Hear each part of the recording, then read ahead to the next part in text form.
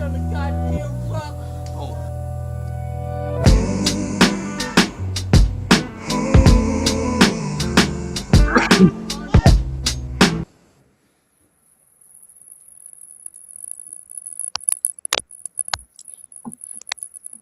Hey guys, welcome to the Smoking and Joking Show. My name is Beth King, also known as the Crown Eater's wife.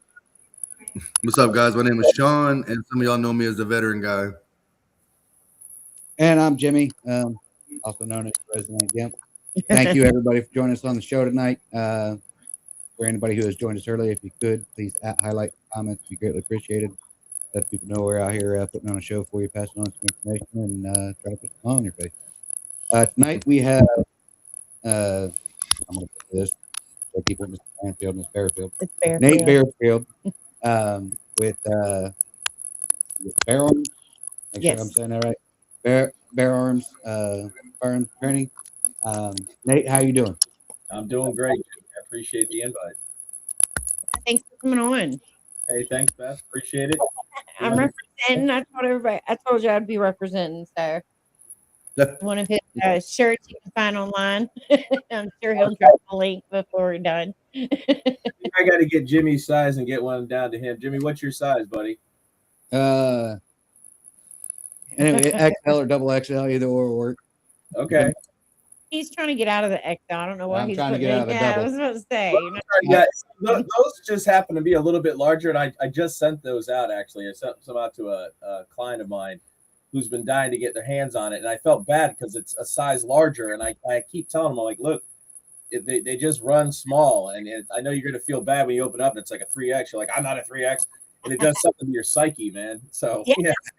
Like when you buy clothes from China, you have to, like when I was larger, I mean, you have to buy like a 4X, 5X. I'm like, this is not good for my self-esteem. It was, I had the same problem. I ballooned up to like an absurd amount of weight, and I don't know. I didn't like it very much, and I know there was a threshold there where I felt myself feeling a lot of anxiety because I'm like, damn, man, I'm the biggest I've ever been. And so what am I going to do? And I'm stuck there for like a couple years, but I know what you're talking about. It's not heavy. Yeah. Yeah. All right. So tell us all about yourself. Like, where are you from? What you do, where you grew up, all that kind of good stuff. Yeah. So, well, first off, I just want to say thanks for inviting me on. It's absolutely an honor to be a part of, this, what you guys are doing. I've been watching you guys closely, Beth, Jimmy, you guys, I've been watching you guys for a little while now, and I just appreciate what you guys do. And it aligns with, absolutely. It aligns with what I've done. So I grew up, I was born in Boston, Massachusetts, was 2 years old. I moved out of there and moved down to Florida, and I grew up most of my life. Think of a Boston accent. I have a Boston accent. No, I don't, and I don't. Yeah. It's funny because I tell people I'm from Cambridge, just outside and whatnot, and they're like, "No, you're not." I'm like, not technically, but I do support the Sox. Okay. Let's get that. But I'm all over the board as it relates because I grew up kind of like all over the place. But 20 some years down in Florida, Southwest Florida, Naples to be exact. Grew up there playing sports. I remember the first time I had a recruiter in my home. It was Marines in my home. Trying to recruit, get me all signed up. Wouldn't take because of my wrist surgeries that I currently had. I just had gotten done with. They're like, well, you can't take it. I'm like, that's a bummer. But grew up. My dad was law enforcement from Texas. Let's see what else. My mom's a teacher, so grew up in that household, and then at some point moved north to North Carolina, and then on to New York, and then spent a few years in New York, and then I've been in DC area since 2003. What part of North Carolina? Hold on. You said your father was law enforcement and your mom was a teacher? Yeah. So you grew up in a household with absolutely no discipline whatsoever. I was pop throwing. I have some of the most ridiculous and fondest memories that I have are with my brother when we wouldn't get caught, when we would egg. I feel terrible saying, but egging like the police, like we get like a 12-pack of eggs, sit behind, and then like throw eggs at cars at 45 miles an hour like a bunch of idiots. And law enforcement would chase us, and we think we're cute, just pulling off with our bikes, and But they knew our house, man. Like, that's the type of people we were. They knew it has to be, if that's in that general vicinity, if it's even as much as a click or 2 clicks away, I guarantee it. That's the thing. You always hear about the preacher kids and the police officer kids who are the worst. Awful. In my hometown, I would get pulled That's over. They'd be, my last name was Ellingsworth, and the only Ellingsworth in town. So they would always say, it's going to be worse when I tell your dad than anything I do to you. So they would let me go, but not let me go. I mean, the relationship that my folks had wasn't, the best. Big shocker there. But that's okay. I turned out to be halfway decent. I think society thinks, anyways. Hopefully, but yeah, that was really my childhood. Grew up playing sports. Lots of sports. Was involved in that. I have a younger brother. He's in North Carolina. He's in Raleigh. And when I said I was in North Carolina where I lived, I lived like right down the road from NC State, right near the Rose Garden and stuff. You guys have ever known, where that is? But just right there, NC State, was there for a few years and then moved up to Hyde Park, New York to go to culinary school. So I know you mentioned that earlier, and I was like, okay, my son went to culinary school and he's like a big cook. So I was shocked you've gone from cooking to guns. Jimmy's hopeful now. I love it. I think it's a fair question. It's a fair observation because, it really speaks to my nature. I'm an adrenaline junkie, and I love the adrenaline that the kitchen provided. When I first started in restaurants, when I was a dishwasher or a prep cook, I always wanted to be, always had my eye around the line, right? And who's on the grill and who's on saute and how are they? And I was just very observant with people's mannerisms and what they were rewarded with, I think also. Because back then, and maybe it's still like this today, you're rewarded if you're like the hot shot on saute, then the server's like, ooh, it's so-and-so. It's Johnny on saute tonight. And that's a very dysfunctional environment for a long time. It is. With all, it's not like they show you on TV. That's the funny thing. I watch those shows, man. And I'm like, you guys, like, that's not even close. The only person that got it close was Anthony Bourdain. That's it. All the stuff you see on TV is have like one an ego and two a temper to an extent. Oh my gosh. Like, I think all cooks, good cooks carry those characteristics. Yeah, I had a short fuse when I was younger, because I was not secure of who I was. I thought you were threatening me, like Cornholio, man. You know what I'm saying? What I'm trying to do, I'm trying to throw my vibe down. I'm trying to, and are you threatening me? And I didn't like that very much. So I developed I already had a temper. I already had a bad temper. This was just, now it was inflated with my ego, which didn't help things much. Exactly like I just said. All right, real quick, just give a quick shout out to, or say hi to Tisha Pepper, Lanny, Alabama, and where'd it go? I'm gonna butcher your last name, and I apologize, Kelly Woodford. Hi, Kelly. How y'all He's doing? usually the good one with names. I'm not getting that. You've done that a couple shows. That's all right. Because usually when I think I'm good on a name, that's exactly when I mess it up. So if I tell someone I'm gonna butcher and then I get it right, it works out. That's why I do the introduction. I'm horrible at names, and I will always butcher your name, not yours. Yours is easy, but I would generally butcher most names. So that's why I do the intro. One of them introduced. I spent 2 years as a range coach teaching recruits how to shoot. Yeah. And after the course of fire on Monday, the first day of shooting, we would collect up all their data books to go through and look for trends and everything as far as that goes. And then after they got done picking up all the brass on the range and everything, we'd take our recruits as coaches and do an interview. And when handing out the data books, you always had at least one where it'd be like Smith, Jones,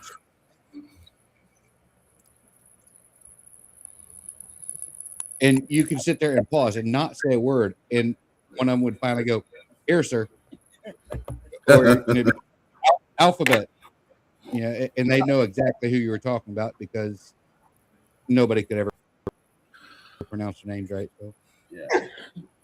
Okay, so you're growing up. What made you go to guns? Have you always had an interest in guns? And then also you said there's a need for it. Yeah. No, I wasn't always into guns. My first gun was, I just recalled my kind of my history not that long ago. With my firearms journey. I had obtained while in high school a Glock 17. That was my first gun.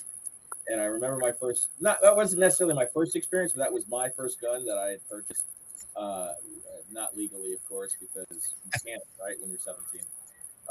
But somehow I got this gun, and I thought I was hot shit, and decided I'd shoot it, which was like, I don't know, a block from the high school, and I just decided to shoot some birds in the air. And showed up. I just like the feeling of it. Like, again, adrenaline dump. It was adrenaline rush. I'm like, man, I'm telling you, adrenaline junkie. So how did I get to that? I needed something to occupy my mind, right? I needed something to challenge myself. I had accomplished a lot in the food service industry as an executive chef, working in Manhattan, working in Washington, D.C., and doing it for a long time. And I got thinking about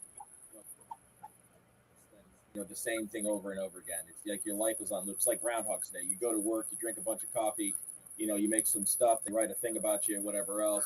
You get a girl, like that kind of stuff. Like it just gets old at some point. You just kind of grow out of that. Hopefully you do. So I did, and I needed something else, right? And one of the things that helped me was just getting immersed in shooting. And I bought my first gun when I was an adult legally. Was a piece of junk. It was a Beretta, man. It was terrible. I remember, yeah, dude, it was awful. Like it was so bad when I went to go swap it out for like a new gun. I tried to trade my buddy. I was like, this is back before they instituted the laws of like selling firearm sales. It was so bad. He's like, I didn't even want it. I was like, seriously, is that bad? And I think that's what cops used to carry, right? Was a 9mm, 9mm Beretta. It was a PX4. Yeah. Dude. It wasn't a 9.2 or anything like that. It was nothing sexy about it. It wasn't a 9.2 or anything, but it was a PX4 or whatever. I was like, this thing is trash. And then I think from that point it sparked a little bit of for me. So I'm like, I need to know what I'm talking about, and that to training. And with my background with my mom, right, with education and being able to teach, I saw an opportunity to help people understand how to run firearms, how to be safe with firearms, how to shoot, how to get through the two axioms that you have to get through, not just the physical side of it, but also the mental side of it. There's a delay. There's something that you can't do, but others can do. And so my focus is on that mental axiom, the mental game.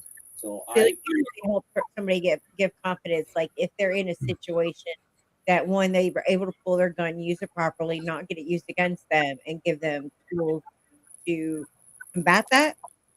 Yeah. So it's interesting you say confidence, because that's a majority of what people come in for, although it's not what you pursue. Right. My methodology is not the pursuit of confidence. Confidence is the byproduct of doing something correct. If you do something over and over again and the results produce something, which is more data, then you become confident. So I tell students to abandon this pursuit of confidence and just focus on the microcosm, the one thing you need to focus on, so that and then develop that and develop it and deep practice that. And then let's take that and move that over to this piece, and let's deep practice that. But a lot of it has to do, you might not be surprised that 100%, I know there's other people that argue 90, but I say 100% of what you do mentally is how it comes out physically. It has to, everything you do is mental first, and right, follows. So I unlock that ability because people already have this stigmatism that they can't do something. So I challenge that, and they then find out that they can actually do it, and that's when their confidence grows. Then they start to think, well, what else can I accomplish? Right. I don't know. How high will the plane fly? I don't know. Let's go. Yeah, because when you're in like a situation where you're being assaulted or attacked, there is that fight or flight. I think the ability to be able to know what you're doing gives you the confidence to stay and fight instead of running. Yeah, it's really what it does is it gives you another option. You know, your natural tendency is, you know, is not to head into the fight, you know, but if you've been in fights, you know, like I don't personally, I don't know about you guys, I don't go looking for fights. No. I know what you know, right what I'm saying? Like that's not responsible enough for me because I understand what my mission in life is, and it's not to get into a fight. It's to come home and have dinner and just kind of unwind. That's my mission. So if I know what my mission is ahead of time, then I do everything I can to accomplish it. Right? I don't go sticking my nose in business that I don't belong in, but I also don't turn a blind eye to something where I can help. I have to weigh and measure, you know, the costs and added benefits to getting involved in something like that. But I was always told, you know, don't be too much of a jerk and don't be too much of a wuss. Be somewhere in the middle, and that's worked well for me, right? But I don't go looking for fights. And some of this you guys see in the news right now is because people go down there with ill intent, right? Trying to pick a fight, you know, with a gun in their pockets, and I can do this. I'm like, yeah, bro, but your mistake was even going down in the first place because you're not even mentally prepared to go down there if something goes down, and then we see the results. So, yeah, you know what I mean? Don't put yourself in that situation. If you know what you're capable of, avoid it. I Yeah. agree. Real quick, I get the shut up. So going back to the name pronouncing, Lanny was saying that he had one whose name was Two Eagles Landing. Actually, I had to take a second to read it. I gotta read. I really need to get some glasses. He's old. He's getting I'm old. getting It's old. so funny when he puts glasses. I got these because it's I don't know. he puts his readers on, and as soon as he does, I'm like, old man. It's like magic, bro. You put those glasses on, it's like I can see letters. I can see words. That's why I don't read the comments because I can't see them. Patrick LeBlanc, happy 2-4 day, mofos. Those of myself, our producer, and Patrick, we're all in 2-4, 2nd Battalion, 4th Marines. So today is happy 2-4 day. Oh, nice. I wish I'd have known earlier. I would have definitely talked about it when I get off. Greg Janney said, great show. Kayla Paz said, I don't look for them, but stupid people seem to find me. Oh, no. I think that's the one thing for me that it's different. Like we most of our marriage, we were in Maryland. Yeah. And their gun laws were much stricter. Yeah. Then we moved to Ohio, and then all of a sudden, Jimmy's got a gun on his hip every chance he gets. Then we go to Texas, so it's a step further. And the same thing in North Carolina. Like he's always got his gun on him. But I mean, you know, I think North Carolina's like, oh, you want a gun? Here you go. Cool. Yeah. They hand them out when you go sign up. But one of the things that, you know, I'm comfortable with, because I never thought I know we talked about it, that I bought our son a gun for Christmas. It's his first rifle for here. I never thought I'd give a 11-year-old a gun. I mean, to me, that sounds normal. Me would say that was, you know, okay, hold on. Even when Jackson opened it up, he looked at us and said, "Are you really giving me a gun?" Yeah. really happening. Classic. But Jimmy, you know, used to train recruits how to shoot. You know, he is very responsible. I have seen him train, you know, and work with Jackson and, you know, teach him the responsible ways. And I'm actually amazed because I probably wouldn't have handled the gun as well as he handles it, as far as clearing it, making sure it's, I mean, I'd be like, hey. No, just Yeah, you know, it's a lost and dying thing. And there's a real connection there between parents and children. I found that to be true in a lot of the training, a lot of the classes that I'll do with families, right? So I'll set aside and do. People will call me for private courses. You know, we want to get our whole family trained. We don't want to be in an environment with other people. No problem. But what I experience is a real connection between father, son, sometimes mother, son, sometimes daughter, father. So it's not really contained to one gender. or I think that's something that's smart if you're a gun owner to do that with your whole family. And actually, I probably need to sign our whole family up.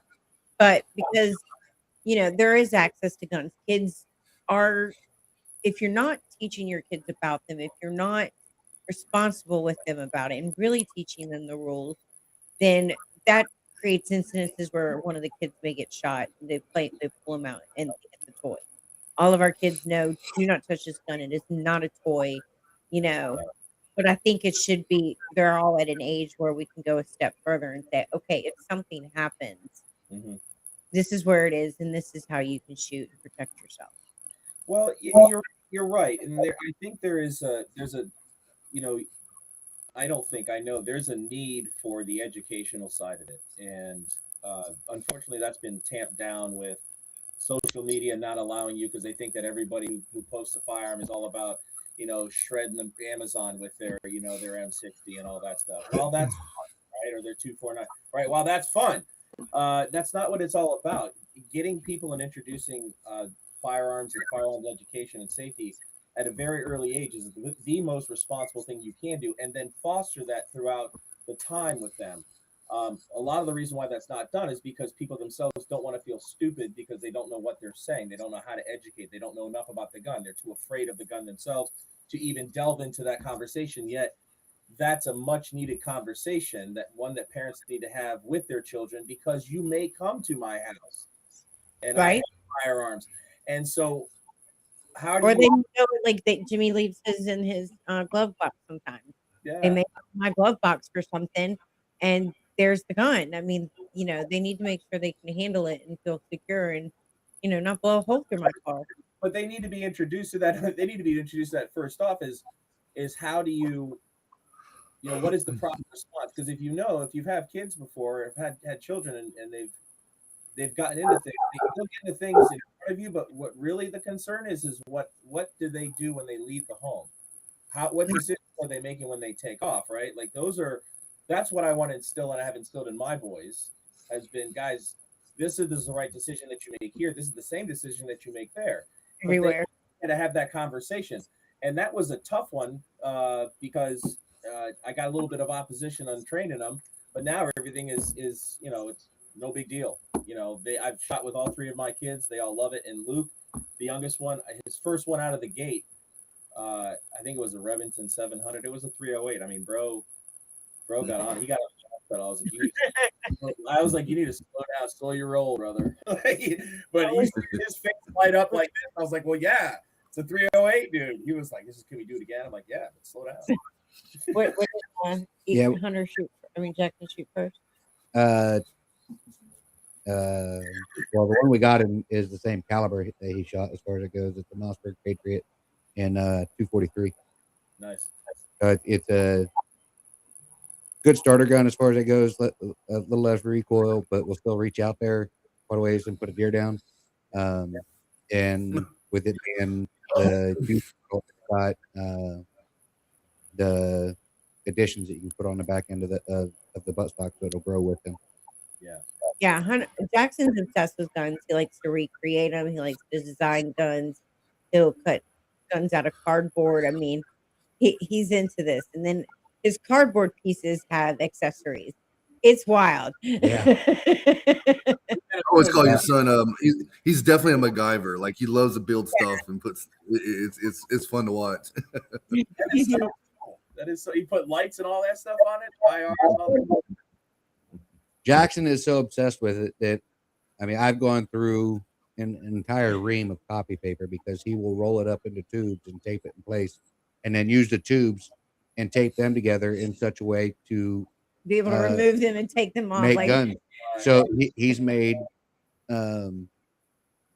like add-on for the barrels, whether it be silencers or compensators.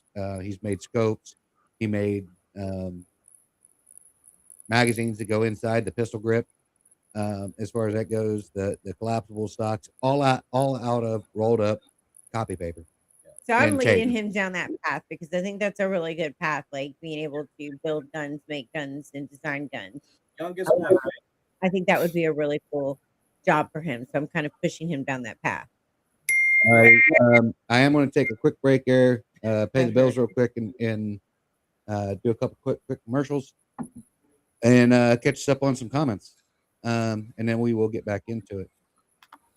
For all you avid coffee drinkers out there, if you would like to get your coffee on, get your caffeine on, morning, day, noon, night, whatever, as far as it goes, head over to Arrow Resupply Coffee and scan the QR code there on the screen. It'll take you directly to the site.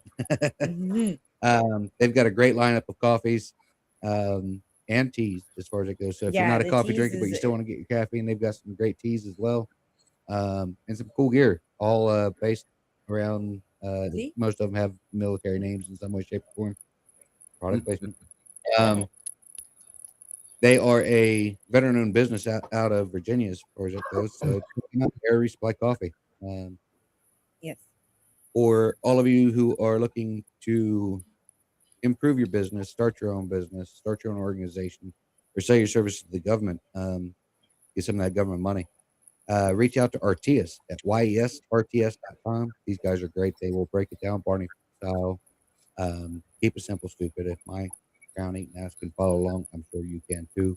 They've helped us apply for our 501c. They've helped us build our website, revamp our website, set up our shop. Advisors. There are advisors. Yeah, there are business advisors as far as business development, and they will also help you either build or revamp or rebuild your brand, as far as it goes, logos, branding, everything. So check them out. QR codes on the screen. It's YESRTS.com. I'm telling you, checking these guys out for anything business related will not be a waste of your time. Absolutely. All righty. Bills have been paid. Going back real quick, Greg Janey was saying that he's had to present a firearm 3 times in his life to keep thugs from robbing or attacking a workmate. That he didn't have to shoot any of them, but each time they ran away when they saw 1911 in his hand. My favorite. Yeah. My favorite pistol. My favorite too. I like a 1911 as well. I'm a 1911. I like the wood grain, the one that like the wood grain. Yeah, 1911 sick. Yeah, there's I don't know where Greg Janey is. I know that you guys at Maryland, so you dealt with Virginia and stuff like that too. Where I live is in the a ways what we call the mixing bowl, right? But Northern Virginia, just in and of itself, is a bit of a hot mess with people with hot tempers and trying to get to important jobs and so on and so forth. And drawing pistols in traffic is something that I had experience with once. DC takes road rage to a whole new level. DC definitely. Yeah, I was coming back from Maryland into Virginia, and there was a guy. You were 95, were you? Yeah, he was adamant about getting into. What's that, Jimmy? Sorry. I was just sorry. Go ahead. I'll let you finish, then I'll catch you up on the rest of the comments here. Yeah, we've got a. Yeah, so the long and short of it was I had a guy who decided that he wanted to weave in and out of traffic, cut me off, and of course I apply my brake, and and then he goes around me and then wants to continue to be a jerk, and so I just kind of backed off. And by the time I got into Virginia, what happened was he kept kind of pushing me towards the wall and whatever else, man. And at some point when you are trapped into a space, you're starting to use your car as a weapon, right? People don't realize that your car is a weapon, and if you intend to use that to cause great bodily harm, people can respond to protect and preserve their life. So road rage is one of those things that this gentleman's talking about, this Greg guy, about pulling out his firearm. I don't know if it was in a car or not, but I know exactly what that's like, man. It's I had to draw my firearm, unfortunately, but thankfully I put it back, and I went on my way. But yeah, it's a scary thing. Yeah. Going back to Lexi Sode stopped in and said hi. Hi, Lexi. Jamie, hi. I covering it up here. Sorry. I can't have a gun in my house due to my son's mental health, so I just keep knives and a bat. That's Jimmy's thing. Jimmy likes knives. Yeah, knives are my other thing. Multiple knives on I've probably got 3 or 4 on me at the moment. Okay. I bet you guys cannot guess what Jimmy's other okay, the thing he purchases the most, and he's always got on him. That's I do. I know you know. Other than knives, okay, he collects pins. Is that not the weirdest thing you've ever heard? I like having a good What pen. is it? He collects pins. Yeah, Right? I like having a nice pen on me. And then once they get beat up in my pocket, I have to order more. So Or they so over him because he I don't like think well, I like the pen. fountain pens too. He So likes calligraphy pens. But that's what I was going to ask you. What I had a professor who was really into pens. Like he went on. I mean, dude talked 15 minutes about his pens, and I was intrigued. And there's these special pens that he was ordering, super expensive. So is there any type that you like? He likes the fountain calligraphy style like pens. Yeah, well, not the calligraphy as far as that goes, because I haven't ever really sorted out calligraphy writing. But I do like just a regular fountain pen. It writes like a normal pen. It doesn't have the wide and thin aspect to it. It just has a straight line. But I like fountain pens. I've always I like Sharpie pen. Do you like? Have you ever used a Sharpie pen? The one with the tip. Yeah, those are nice. I like those as well. I'm sure most people don't know this, but if you go into like Staples or something, they actually have like a glass case of pens. Huh. And I'm sure that's Your fancier how and most your people Parkers and your pass. Watermans and he used to take me there Crosses, all stuff the like that. time in DC. I'd stop in and look at the fancier pens as far as that goes. So But now you- Window shops and get cheap to buy one. This we talking about guns. I feel like what kind of pen you carry? Is your 1911 pen, son? Go back to comments real quick. Penny asked, Jamie, hi. What about a taser? Robert Freedom said, "What's up, family?" What's up? What's up, Robbie? I had a pistol whip. A Pistol man whip who someone. tried to break into my home. Oh yeah, if somebody broke into my home, they would not be coming out walking. Yeah, I mean that's a real thing. People don't think pistol whipping is a real thing, man, but it actually is. We train for that. The back of the gun hurts too. Yeah. And there's See, I have T-Rex arms. Like I gotta a certain way that you're supposed to do it, because if not, you can get you can take your gun out of battery. So I mean, it is a defensive technique, is learning how to properly pistol whip people, which is a special combative class. I loved it. Do you have a course? There's a course for this? It wasn't a course, it was a segment of it. I remember the guy's like, he's like, now we're gonna talk about pistol whipping. I was like, what do you say? You are officially the best weapons arms trainer ever. We have a pistol whipping class. It was. You got a chance to get your licks on the dummy with your your blue gun and all that stuff. It was crazy. I was like, man. All right, give me back a to second. basic training. Whip it good, man. You got to whip it good. It'd be good. Give me just a second. And then we'll get into what you actually have to offer through the courses you offer and everything as far as that goes. We'll show some pictures and everything. So scrolling through it real quick. Kayla said, better know the laws inside and out if you ever decide to pull the trigger. Greg Janney answered the question as far as where he's from. He's in Georgia. Theo said, guns are awesome. I have gun tattoos all over my body. Every gun I've ever owned or shot. There you go. Yeah. Mickey Moo, good day. Jamie High said in response, not sure if those are legal in California. Should check it. Probably talking about the taser. The taser. Greg Jennings said tasers not legal in California? It's California. Look, said constitutional carry state, Georgia. yes, Georgia. Georgia.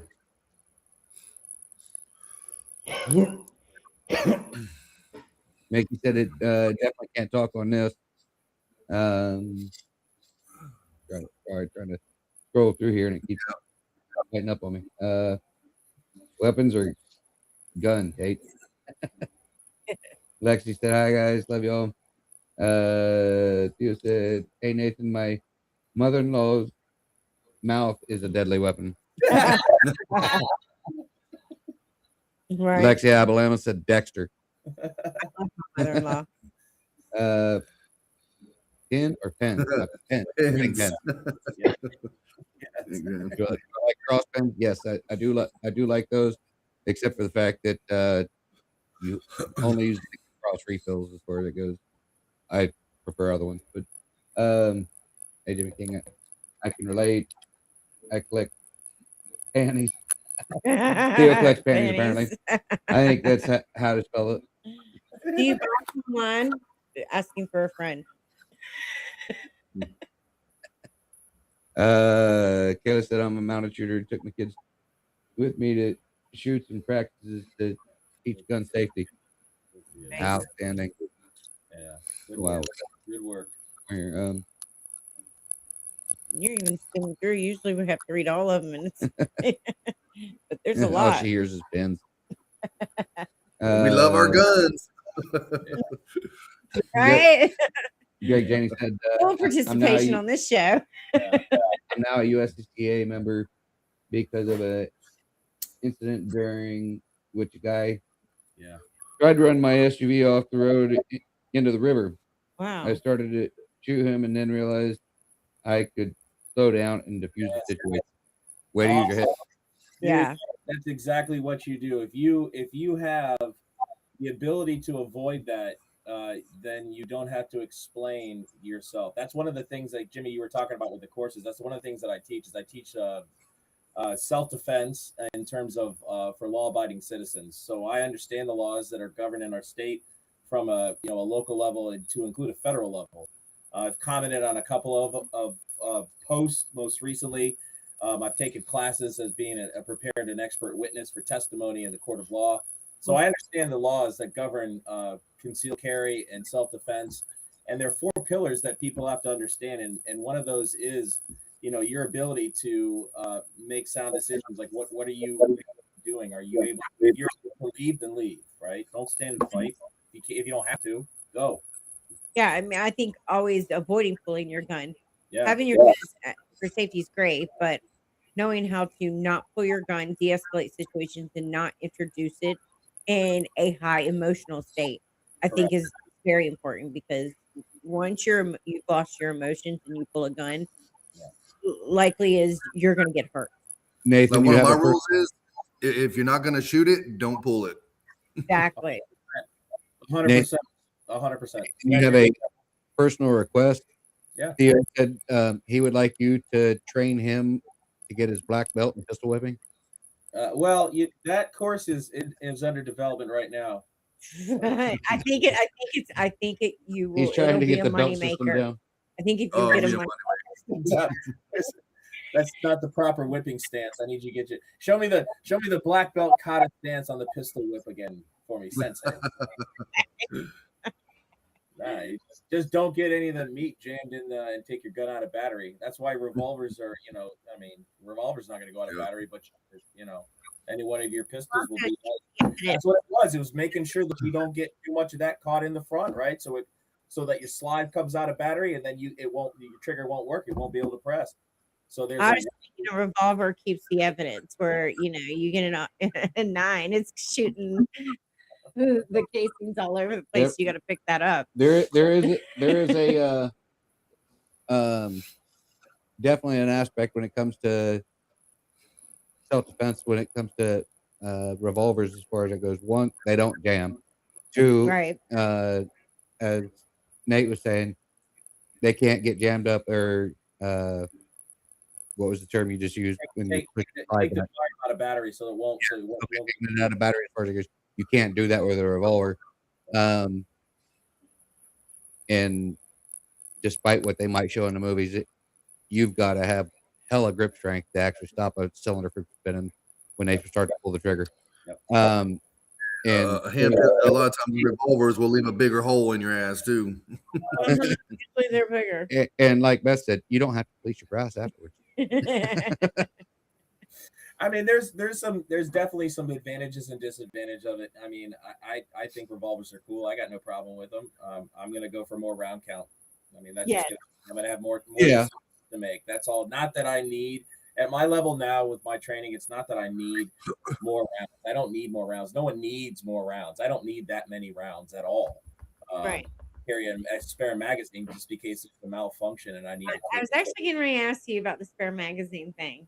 Yeah. Yeah. It's normal. It's I- not. I think it's Clear that you have it and think your intent is more or you're more deadly. But really, I mean, that's a common thing among you guys is to suggest always to have an extra. so we the have 3 argument, mags. What are I you talking know some cats that go out kitted up. You're like, dude, I mean, your pants are falling down, bro. You can't, about? Yeah. you can't even get to your keys for crying out loud, let alone stab something. No, I believe in just being a minimalist. You know, I have just a regular knife that I use as my EDC knife just to cut boxes and whatever. You know, I do have a SOCOP dagger that's a 1.5-inch blade for defense. And my kit usually I wear in the front as an AIWB holster carrier, and I do have an extra mag. It's not because I need to have even with a 15-round magazine and a 15-pound spare, or excuse me, in my gun and another 15 on me, 30 rounds. Do I need 30 rounds? No, I don't know the situation I would need 30 rounds. That's my point. So here's my thing, right? Like I carry that because if there's a malfunction, that then something goes wrong, I can swap it out. Right. But if I need 30 rounds where I am, I've made a poor decision. I shouldn't be there. You know what I mean? But how do we know an organized crime boss isn't going to come after us? You know, Well, like I can sit here and have hypotheticals all day long, but the reality of it is that's not something that I'm going to be anywhere around. But people they like to train. I don't have a problem with that. Let's train for stuff that could happen, the zombie apocalypse. None of that stuff is happening anytime soon. Train with what your mission is, and that's why establishing your mission ahead of time will help keep you in that lane so you don't drift off into some ridiculous thing and spend a bunch of money on training that you'll never ever use ever. I've also seen you doing training where you're doing team building, like a group of ladies or gentlemen get together and it's actually team building. Yeah. So we can offer team building. I've offered team building for what do you call them there? For realtors, right? Uh-huh. Realtors will do some team building with them from time to time. Yeah, because they are going into open houses by themselves and showing properties by themselves. So that's a smart thing to do is carry, or some aren't comfortable with the gun, so then so then there's another suggestion, right? So non-lethals, right? How do you perfect example of that, Beth, is OC spray, right? Your can of OC spray, your pepper spray, right? Do you carry pepper spray? I just got to ask. Me? No, I don't carry anything. I have Jimmy. You carry Jimmy? Carry Jimmy. Yeah, just deploy Jimmy. Everywhere. Jimmy goes everywhere. There's benefits to being an amputee. One of them being even when I can't, like if we go into a store where I can't open carry or conceal carry or whatever, I still have 2 clubs and I still have a club in each hand full time because I'm walking on crutches. So big at all times. This is actually my daughter's that I actually took from her on accident. Yeah. Okay. But here's the one I carry. Okay. So Sean's got some. So here's my question with the OC spray, and this is for your viewers as well. If you're carrying a can of OC spray, right, non-lethal, number one, you need to consider getting yourself sprayed by it. And the reason why is because Masada Yuba said many, many times before, if you're going to deploy that, and then you have to claim that you deployed it, that you yourself should be able to take the shot. As a woman, hey, Your Honor, I even took the spray. There's not that it shouldn't be that big of a deal. It's warranted, and so on and so forth. But the bigger thing, you guys spray each other. if you know how to spray it and where it goes, then how long does it shoot? And some of them come out more as a stream than a spray. Yeah. And one of the things a lot of people don't think about when it comes to that, as far as that goes, is when it comes out as a stream, if the person's right up in your face and you go to spray them, you're going to get flashback as far as I go. Well, with this one right here, the way they make these ones, like it's like a gel. So like it shoots out like a straight line, like a gel, and it sticks to your face. It's really messed up. Yeah, Yeah. so that's it, Sean. Like when you go to apply, so when you go to deploy this out, so I'm going to take this guy and I'm going to go ahead and I'm going to spray this guy. You're not doing an up and down motion. You're going across the ocular cavity or the ocular window. Right across the eyes. One of the things I say, Sean, is when I teach the class that you got to anoint them, and you got to anoint them. You got to anoint them with Yeah. grease. Oh, they gonna get anointed real quick. In Jesus' name, All right. I am going to have to cut it short a little bit there. We gotta do our We've got an segments. entertainment segment. I'm gonna do a real quick fast commercial. Read a couple of comments. Unfortunately, I'm not going to be able to get through all of them because we have had quite a few. But I am going to read a few of the comments, and I'll get our producers to post up a few of the other ones. Be read on screen as well, or that can be read on screen as I'm doing the commercial, and then we will get into the entertainment segment. As far as those of you who enjoy our personal brand of comedy, as far as that goes, join us over on Crown Eater's Wife 1775 on Facebook. We believe in healing through laughter. So your military humor, your dark, your inappropriate, your explicit. You should be Vanna Whiting it, Sean.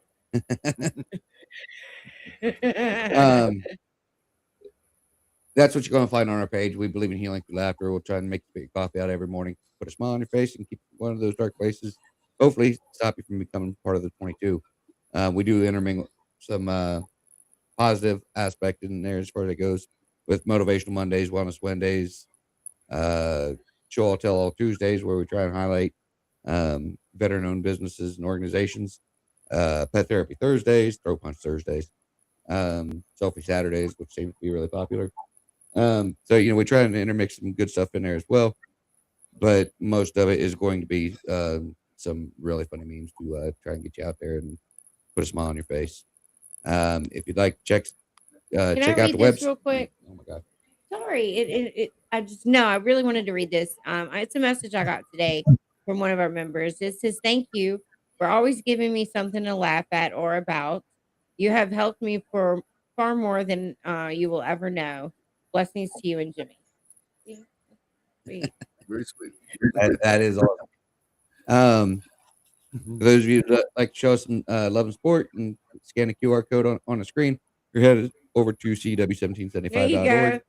Click on shop. Nathan doing it. We've got some great t-shirts, women's V-neck t-shirts, hoodies, zip-up hoodies, ball cap, trucker hats. We've even got a cool little flask on there and a coffee cup. All products are made by a veteran-owned business as well. So any love and support you'd want to show would be greatly appreciated. But also, like everybody, when you get a chance, head over to snjshow.com. That's the letters SNJ show.com, or scan on the QR code there. Check out the new website. We've got quite a few numbers of our previous episodes on there that you can watch on YouTube or listen through Spotify. And when you get a chance, drop into the Smoking and Joking Show Facebook page and give us a rating. Tell us what you think on the new website. Nothing but good that. We've had a lot of work put into it, and I personally think that it is a outstanding website. Yep. Our co-host here is a famous published author. I know. He's all refined. He's all refined and shit. He's a published author. Scan the QR code. Check out Veteran Mindset 2.0. The book is fucking amazing. I read it twice. It will help teach you or show you how you can get back into that veteran mindset, how to establish your new mission in life, and how to transfer the mission forward thinking of being in the military into civilian life, and how to prosper. And as a civilian, it will. Yes. It's not just for veterans. I have to say that. He's got a second book here. He's yeah. going to highlight for you. Dear friend, this book is awesome as well. It's a journal style book, basically, as far as it goes. It's got a lot of motivational quotes in it. It's like talking to your friends. Yeah, because a lot of people are like, "How do I journal?" It's like talking to a friend. Yeah, and so it's got a lot of motivational quotes in there, and then space for you to write. If you can't figure out what you want to write about that day, you can read the motivational quote, and hopefully it'll spark something, an interest in what that quote means to you. And as Beth was saying, if you want to say you don't know how to write, just dear friend, it's like writing a letter. Just write a letter like you're writing to a friend, and put your thoughts out there, put your feelings out there, and get that stuff out. Better out than in. Yeah, absolutely. Thank Give me you. a little rule. Man. Look, it even helps non-Americans and civilians. So check Sean's books out, man. Better Mindset 2.0 and Dear Friend, they are both outstanding. All righty. We've got some of the comments up there as far as it goes. I know Jamie High said that she went ahead and looked it up. Tasers aren't illegal, but if she tases somebody and then stabs them to death, it'll negate the castle law. So she might just stick with her knives. Yeah. I mean, there's a lot of depends, right? Depends on. There's a lot of variables. You can't just answer that question. I don't know.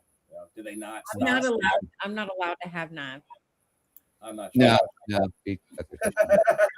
Not I was opening up a box of perfume and literally sliced my entire thumb down, 70% of my tendons. I sliced it. Hey, but who picked you up? She still picked me up from the airport though, prior to going to the ER with 3 babies. Theo said, "Ladies love my weapon tattoos. I have the silhouettes on my left ribs and the name of the weapons on my right rib." Cool. Yeah, if you're going to own a weapon, you have to give them a name. It's just Marine Corps law.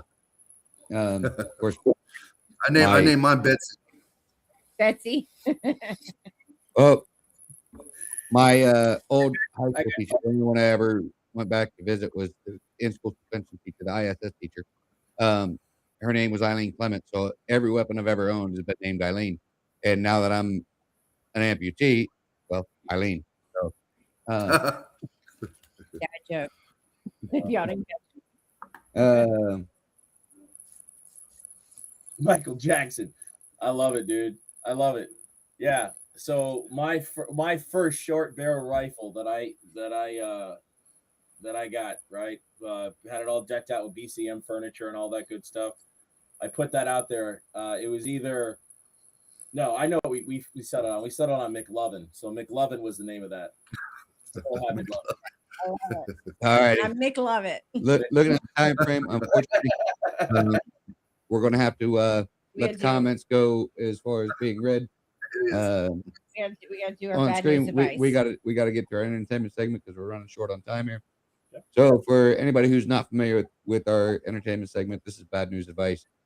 We've had someone write in a question, and we're going to read it out on air.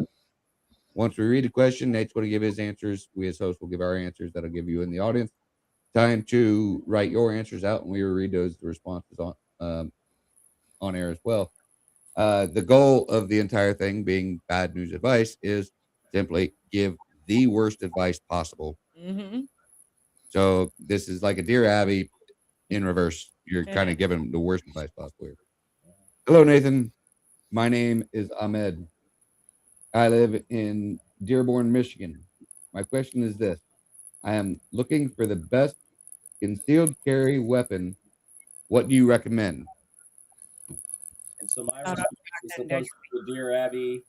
Worst advice, is that it? Worst advice possible. What do you recommend they get for a concealed carry weapon? So what I would tell you, especially, particularly if you're going to be carrying in Michigan, I think I would go with maybe a suppressed Glock with a suppressor on it, so when you go to draw this thing, it's kind of like Excalibur. It makes you, it's forming this long draw stroke, of course. It makes sure you're more accurate. So forget about how long it takes you to actually draw it. It's more about the length. Okay, the length of the actual gun itself. How much you That's can what I would. stick- That's what I would say. Just go get you the biggest gun possible, That's it. and just walk down the street and show all your friends. Be like Rambo. That's it. What would y'all do, Jimmy? Okay, I'm they can't just hear us. trying to figure out what that gun is. I was asking Jimmy because I don't know the name of the gun, Uh, but looks like what would you? it looks like a shotgun, but it's a handgun, not a sawed off. I'm about to say sawed off. That's what I said first. First one comes to my mind with what she's describing. You talking about the revolver, Judge? No, it's got barrels on it. It's got Well, one. Barrels. Oh, you mean like a sawed off side by side? Yeah, that's what I would say. Okay. what would you do, Jimmy? What was your bad advice? I would say one of two things. Either A, go old school. I'm talking like real old school, and just try and hide a Scottish claymore down your pants. Lord. And for anybody who doesn't know what a Scottish claymore is, it's a two-handed sword that's about 4 foot tall or better. Or if you go back to what was it, early 90s, Batman, where Jack Nicholson was playing the Joker, Oh yeah. and he's got that revolver that he pulls out that has a barrel that's about that long as far as it goes. Dude, that's what I'm saying. Really cute. Get up there. One of those two would probably be your best bet for a concealed weapon. Mhm.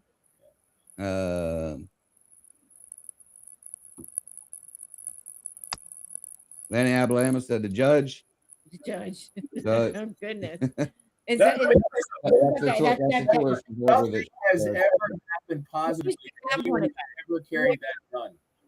we actually used to have one of those because our neighbor, we got all his guns because our neighbor pulled a gun on the cable guy. Oh my True story. And we got a lot of guns out of it, so it worked out for us. Nice. The judge. Yeah. Let's see. Lanny Alabama. Sorry. I don't know. Alabama. I always want to say Alabama and then try and Alabama. correct myself. So, he said he used a black powder pistol. That would be a pain. That's a good one. Go to pull it out of your pants and the shot falls out the end of the barrel. 100%. I can completely see somebody, kind of rationale, like, okay, well, it's a pistol to jam down your pants. It's a, short barrel rifle is really a pistol. It's not really just trying to stick that thing down there with, a scope and all. All right, bad advice 2. This is Greg from Montana. I work as a sound artist for the movies. What is the best sound I should use to replace a gunshot? Oh my gosh. And again, this is What's the best sound that you can replace for a gunshot? Art. I mean, we heard cars backfire, but I don't know. That's not bad advice. I was gonna say, I think a fart's a bad one. yeah. I would Shooting a gun and it fart. What you did? A fart? Is that what you said? Yes. I'm That's a hell of a fart. Boom. I'm gonna a sound artist for a movie, and it's an action movie where there's a lot of gunfire, then you definitely need to download the Screaming Goat and replace the gunshots with the Screaming Goat.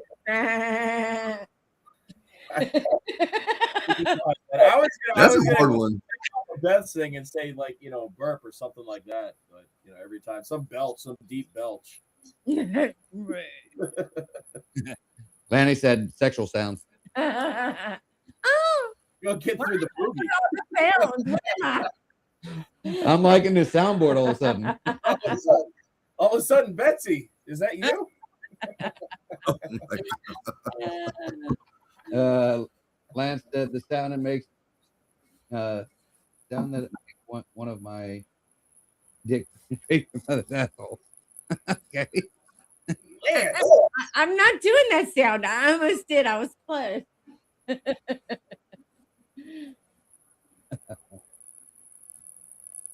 Theo said in response to Lanny said that was his second choice. Lexi said in response to Theo said, nice thinking, love you. I can't. I don't speak Spanish, hermano. No hable. All right.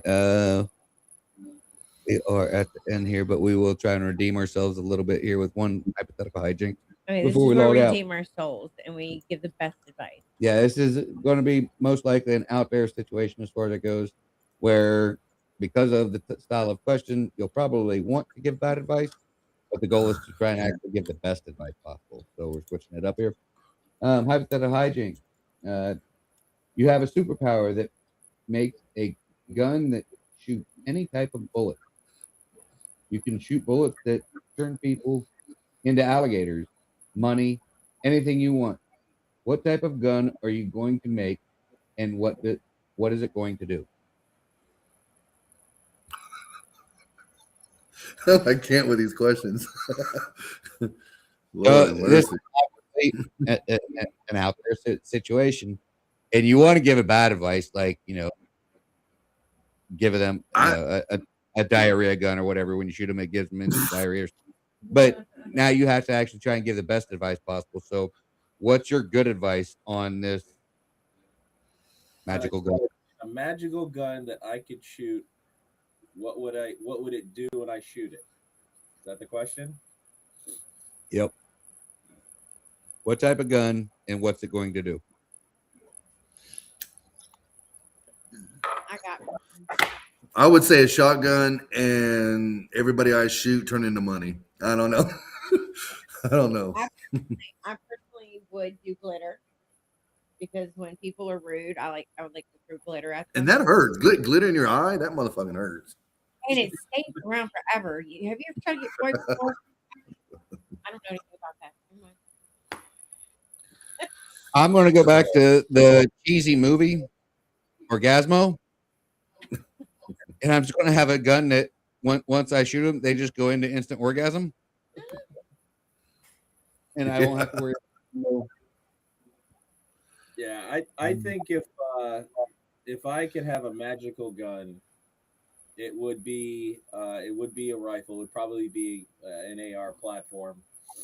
And what it would do is it would inject humor, because there are some people who are too damn serious in this world that it's like, dude, just let it go and relax. It'll be That's just fine. my glitter thing. It's just like yeah. Yeah. Going back one, Greg Danny said as far as the sound effects, he said the door stop spring noise. The freaking That's what we did on a meme and then earlier. in response to this question, he said a money gun that looks like a flower.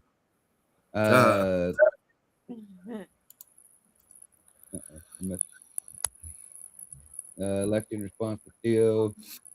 Oh wait, no, I already read that one. Yep. Lexi said, "It'll catch pedos." We're gonna Amanda catch Walsh. Cheetos. Okay, Amanda Walsh perfect. said, "Yes, Beth, glitter gun." So you got to vote there for I think glitter a gun. shotgun. I think a glitter shotgun. Like Yeah, but it's gotta sound like Theo said I would make a gun. it's gotta scare the Theo said I'd make a gun that turns people into the people they hate. If you hate gay people, the gun turns you gay. If you have a certain skin or hate a certain skin color, congratulations, you are now that color. I would I use. don't want to bring up politics, but He said I would Theo, use the would gun. you- I would use the gun on. I would use the gun on me because I hate trillionaires. Sure. Yep. Oh man. That was wild. That was a tough one. Amanda Walsh, that is the girliest answer ever. All right, guys, we went over time. It was so great to have you. I honestly was kind of like clutching my pearls a little. I was like, I don't know how far we're gonna go on this one. But this was actually smooth. I mean, the last one was a realtor, and I jumped out the gate with the inappropriate humor, even in my welcome. Yeah, because instead of saying thanks for coming on the show, she just stopped it. Thanks for coming. So right off the bat, got it in all sorts of inappropriate. We didn't even hit the 12-minute mark. I think. Well, I we guess might let have him tell him where his website's at and all that before we go. Yeah. No big deal. All right, yeah. Nate, go ahead and plug your site one more time and tell everybody where you can get more information. So down there at the bottom, you see beararmstraining.com. So it's real simple, www.beararmstraining. That's all one word, beararmstraining.com. We're out of Northern Virginia, but we do travel. I'll be in Texas here soon. I just came back from Georgia. I will go down to North Carolina. If you guys have a group that you want to get trained up and it's, we have a that we can train at or whatever else. Yeah, I'd be happy to travel. You guys are far away. This was that we were going to go do that thing with, but the trip got canceled. Yeah. We can do that again. I got some friends down there, Apache Solutions. My boys that are down there are good friends of mine, and so I go to North Carolina. No big deal. Yeah. No, come on in. Yeah. Alrighty. As we've said, we've gone over our time as far as that goes. Mm-hmm. Would like to thank everybody for joining us on the show tonight. Nate, thank you for joining us. I hope everybody in the audience will join us again next Wednesday, 9 Eastern, for another great show. Chock full of shenanigans. I would say who's going to be here, but I don't have my calendar pulled up. So, but needless to say, it's going to be a good show. But for tonight, from the smoke pit, we love you all. Good night. Good night. Night. Nate, around. We're going to do an after action. Sure.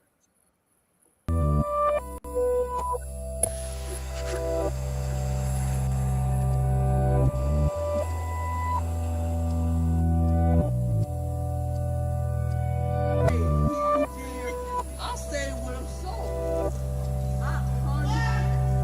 You see that goddamn church on the goddamn rock?